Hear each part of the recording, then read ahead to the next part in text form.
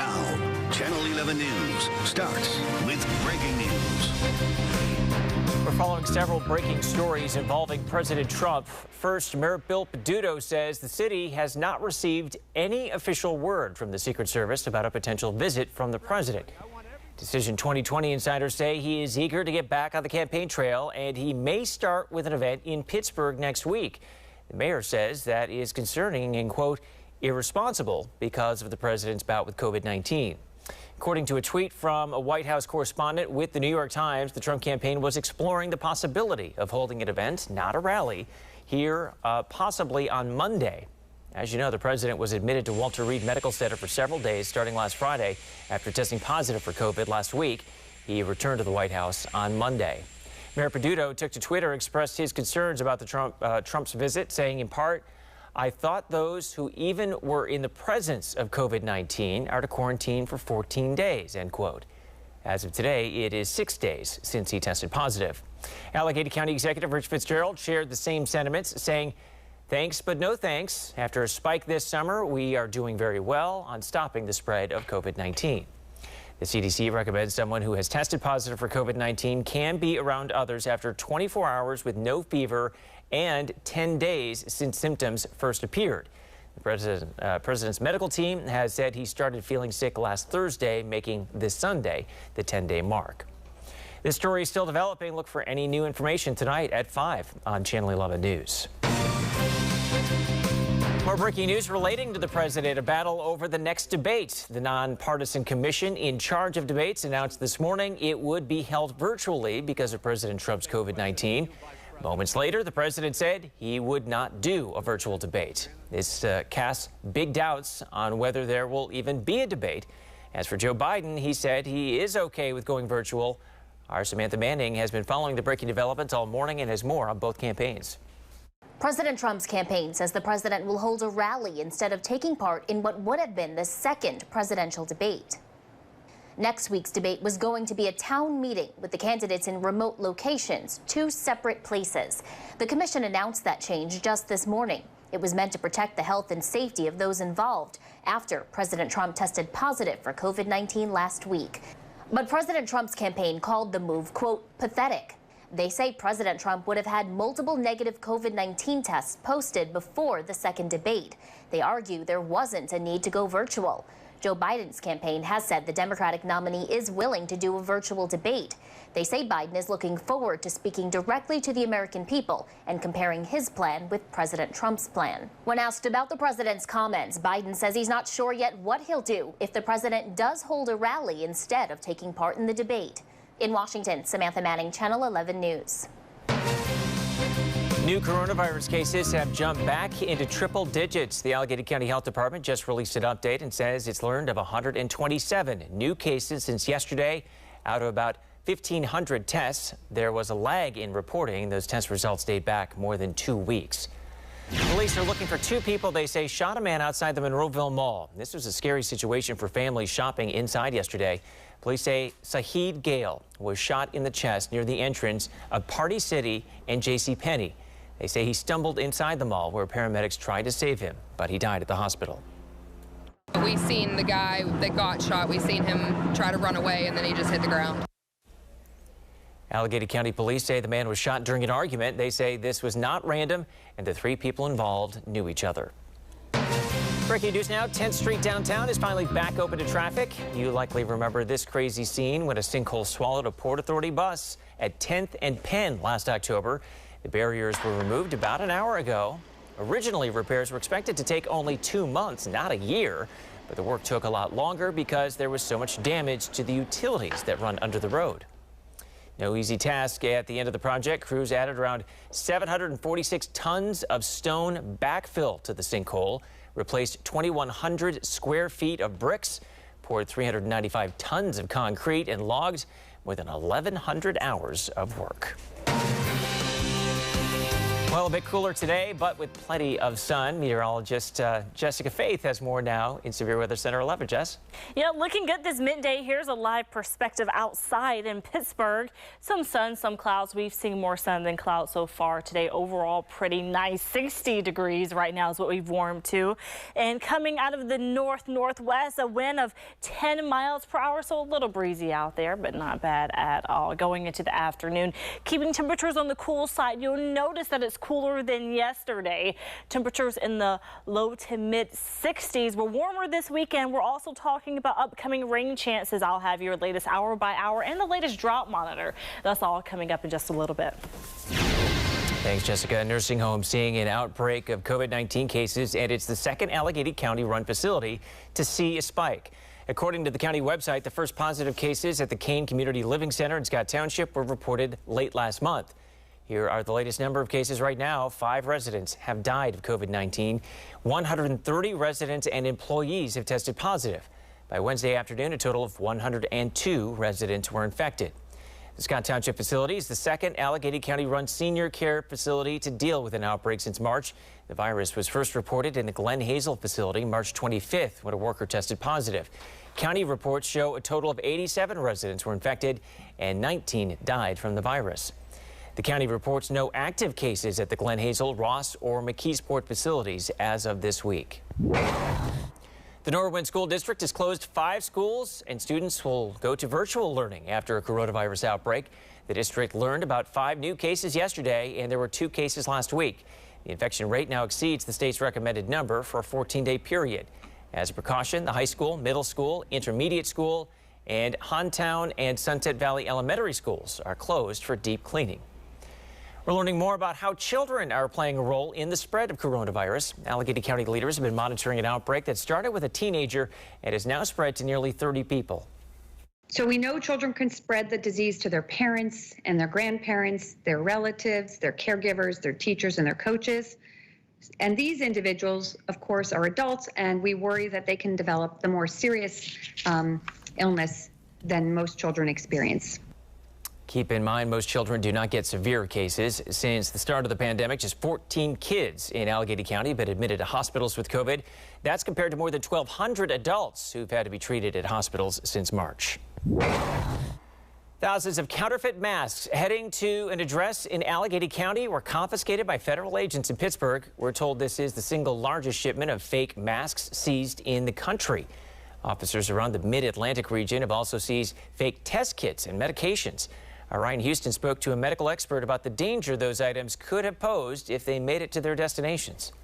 Customs and Border Protection over the last 6 weeks seized nearly 59,000 counterfeit COVID-19 face masks. Customs and Border Protection spokesperson Steve Sapp says the photos tell the tale. These Chanel, Michael Kors, and Gucci face masks are all counterfeit. Agents seized more than 17,000 masks in Pittsburgh last month with a street value of nearly $1 million. And that's not all. Authorities in the Mid-Atlantic region also confiscated more than 130 COVID-19 antibody tests and 916 tablets of COVID-related medications. Could someone die from using a counterfeit COVID-19 medication? Yeah, somebody could die from using a COVID-19 counterfeit medication. You don't know what's actually in that medication. Dr. Amish Adalja also says the fake testing kits can be just as dangerous. You have a false sense of security because you got that negative test result and you don't take the proper precautions in terms of social distancing or hand washing or wearing the face covering. So a negative test could give you a false sense of security and cause you to expose other people to the virus. Federal authorities say the 17,000 face masks were sent from Hong Kong to a Pittsburgh address. They would not tell us the exact address that was marked for the shipment because the case is still under investigation. Ryan Houston, Channel 11 News. Duquesne University has fired a professor who was suspended for using a racial slur during a lecture. The university says Gary Shank was terminated for serious misconduct. His lawyer tells us he will challenge the decision. Shank had been on paid leave since September 11th. Back to Decision 2020 coverage. Vice President Mike Pence and Senator Kamala Harris took the stage last night with new COVID-19 safety protocols in place for the debate. They sat 12 feet apart with plexiglass barriers between them. The two debated race relations and taxes, but the most tense exchanges were the discussions about the pandemic. They knew and they covered it up. The president said it was a hoax. They minimized the seriousness of it. We were able to see to the delivery of billions of supplies so our doctors and nurses had the resources support they needed. And we began, really before the month of February was out, to develop a vaccine. That was the only scheduled vice presidential debate. Meanwhile, a record number of Pennsylvanians are registered to vote. State officials say they've reached an all-time high, closing in on 9 million. That's nearly 186,000 more than 2016. 47% registered as Democrats, 39% as Republicans, the rest unaffiliated or independent. These numbers could still grow. You have until October 19th to register to vote. And if you're feeling stressed about the upcoming election, you're not alone. The American Psychological Association was part of a new study, and it found that 68% of Americans said the election was a significant source of stress in their life. Experts say if you're feeling anxious, try to focus on things you can control, stay connected with family and friends, and stay active. 6 months after the O shut down in Oakland, a new restaurant group is moving in, and Channel 11's Serafina James learns more about one restaurant in the works. Oakland's dining scene is changing. Now that the O is out, we're learning what's going in its place. Oakland staple, the original hot dog shop, went under due to the global pandemic, leaving the space empty and many to wonder what will become of the landmark location.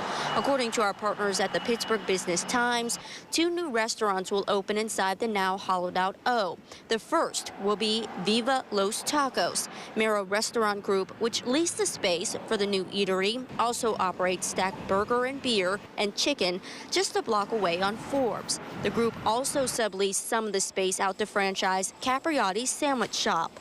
Oakland resident Nick Ernie tells me while the O will be missed, he hopes the latest concept will be a bit more cost-effective. They would charge $6 for a hot dog, so I'd imagine that's probably a reason why they went out of business.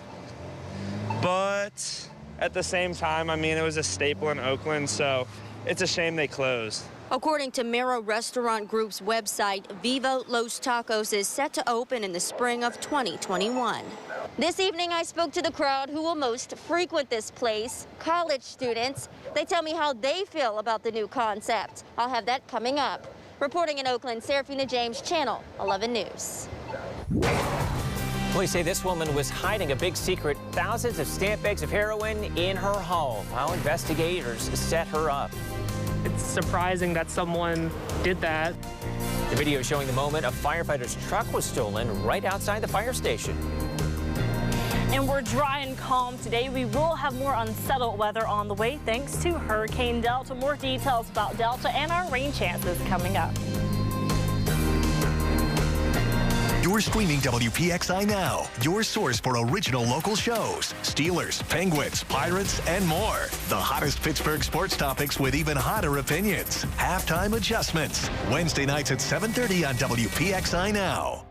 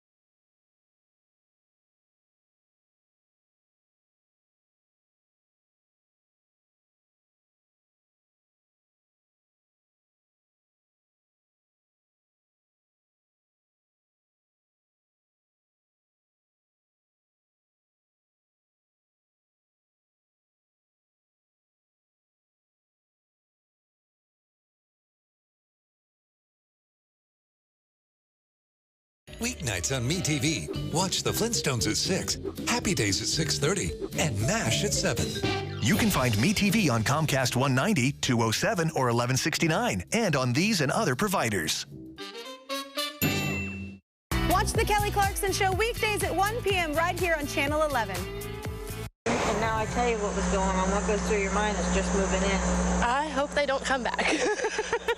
Nervous laughter from a woman who just found out police found drugs next door. Channel 11's Amy Marcinkiewicz spoke to her after finding out police seized a lot of heroin from that home in that neighborhood.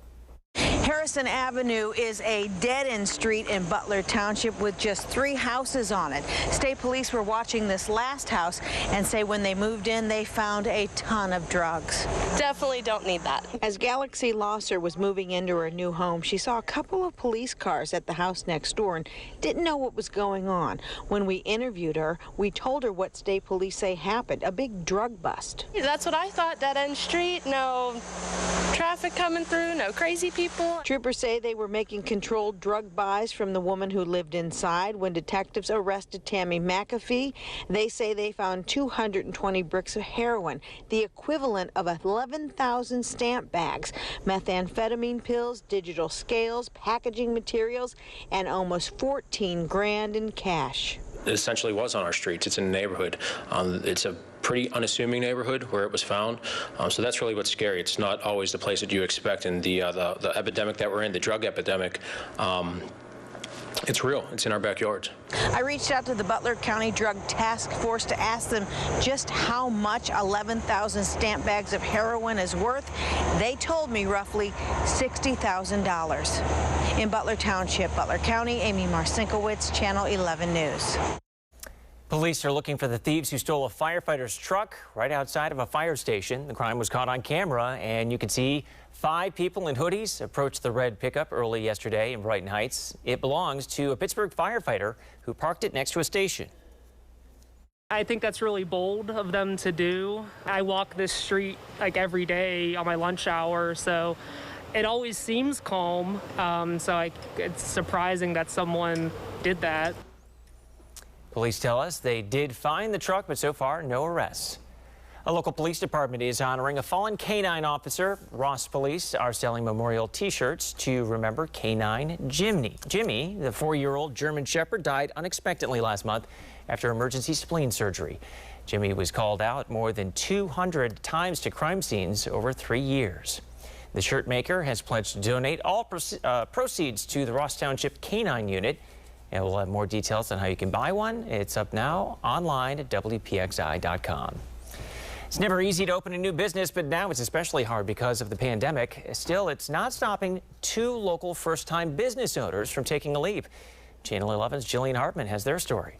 Press it down, down, down, down. NYO Studio, a small fitness boutique, just opened in Warrendale. Left, right. Starting a new business is not easy, especially during these unprecedented times. That's why the owner hopes her unique space will help her succeed. I think there could potentially be a shift of people who used to go to the big box gyms to smaller boutique studios. Down the road in Cranberry Township, the Lab Sports Performance is scheduled to open this weekend. So this is something I've always been really interested in. I've had a passion for it, especially since I stopped playing football. Owner Thomas Ricketts trains student athletes in the Pittsburgh area. I've helped guys go from that high school to a college level. Now I got college guys that are pursuing the NFL.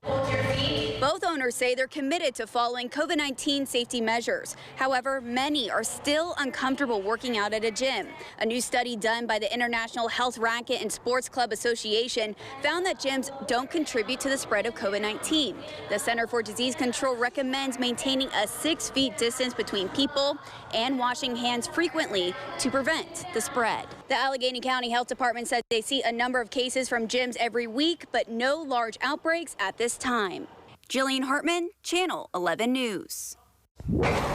An eye-raising tweet from the office of California's governor. He is encouraging people to wear a mask in between bites while eating at restaurants. The October 3rd tweet from the governor's office says, going out to eat with members of your household this weekend, don't forget to keep your mask on in between bites. The image then advises people to minimize the number of times you take your mask off.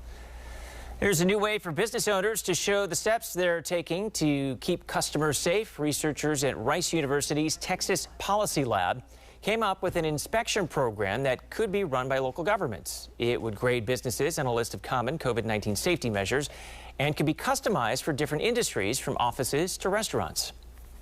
So you'll know not only that businesses are committed to adhering to safety guidelines, but also how well they're actually doing so. And this will help members of the public make more informed choices regarding how to manage their own infection risk. The researchers say to start, businesses could volunteer to take part in the inspections to show off how seriously they're taking COVID safety measures. Your severe winter Teen 11 forecast. Today has been pretty nice. I'm sure you've been outside or at least looked outside, saw the plentiful sunshine. That will continue, just a few clouds in the sky. Seasonal today, so we're a little cooler than yesterday. We had that cold front to come through, bringing in some cooler air from the northwest. So today's high, 64 degrees, not bad. And we're going to continue to be dry. If you want to go ahead and get outside, if you have some things to do, wash your car, like I need to do, you'll be fine to do that today. Hey, maybe your pick is tomorrow, still good to go. It's not until this weekend that we raise those rain chances. So for Saturday, isolated showers, really slim to none. We really do need some rain, and I'm going to show you the latest drought monitor coming up. We have a better shot for showers this weekend going into your Sunday. Why? Well, we still have Hurricane Delta getting even stronger in the Gulf. You see it churning here, and it's moving toward the northwest, getting closer to the coastline of the United States, and it's tracking toward Louisiana. So it's moving northwest right now, on the move at 14 miles per hour, max sustained winds at 105 miles per hour. Sometime later tonight into tomorrow, could strengthen into a Category 3 hurricane. Whenever a hurricane reaches that level, Category 3, 4, or 5, that is a major hurricane. But it's also projected to maybe weaken a little bit before it makes landfall, getting back to a Category 2. And again, the Louisiana coast bracing for yet another hurricane, even after it just braced the effects of Laura. And it will continue to move inland, kind of making this curve toward the northeast, moving our way, increasing our rain chances. And even though it won't be a hurricane at this time, just remnants of Delta, still bringing a good bit of moisture, increasing our rain chances. Going to call it 20% for Saturday. Again, very slim chance. Better shot going into your Sunday. And again, we need it. Here's the latest drought monitor that was released this morning, showing now that we have spots in our area in a moderate drought. Just last week, we were in the abnormally dry category. Now they've added in that moderate drought. So just showing how we are much drier than last week. We're going to continue to be dry, which makes for great outdoor weather, but we're getting that much needed rain we need, and our best chances come on Sunday. We continue on with that rain chance going into Monday, warming up going into the end of the work week on Friday with a southerly flow back into the 70s, and that lasts even to the beginning of next week. I think it's wonderful, and I hope the guy didn't throw it away. She's talking about a lucky lottery winner at her local store, what he spent to win $3 million. Plus, you'll be hard-pressed to find tickets for this Sunday Steelers game, how much you'll have to pay to snag seats online.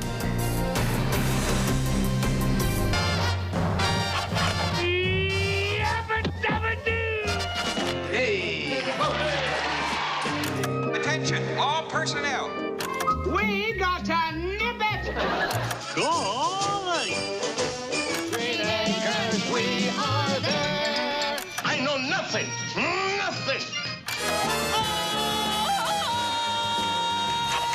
You can find MeTV on Comcast 190, 207, or 1169.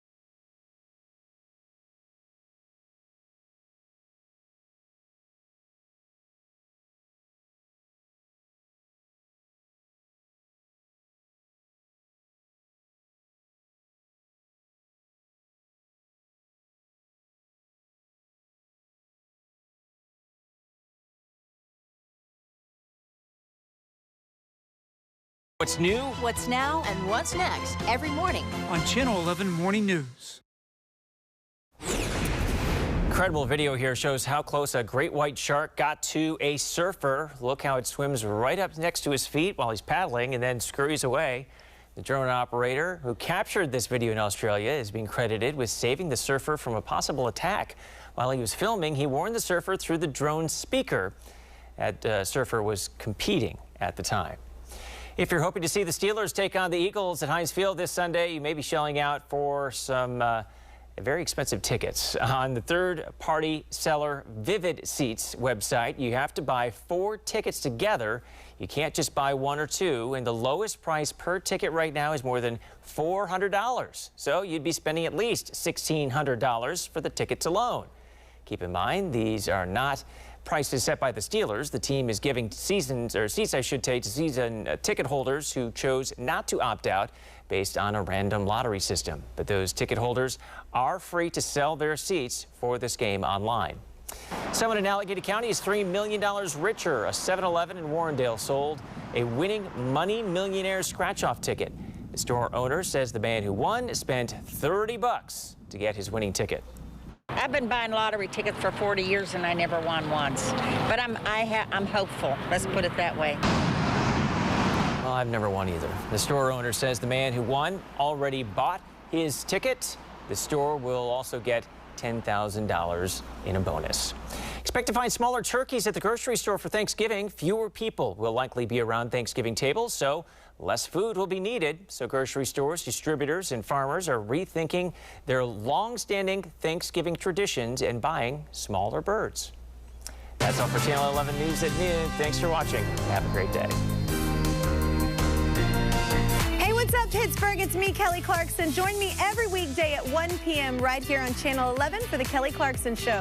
Season 2 is full of your favorite stars in film, TV, and music, and everyday heroes in your community. See you at 1, y'all.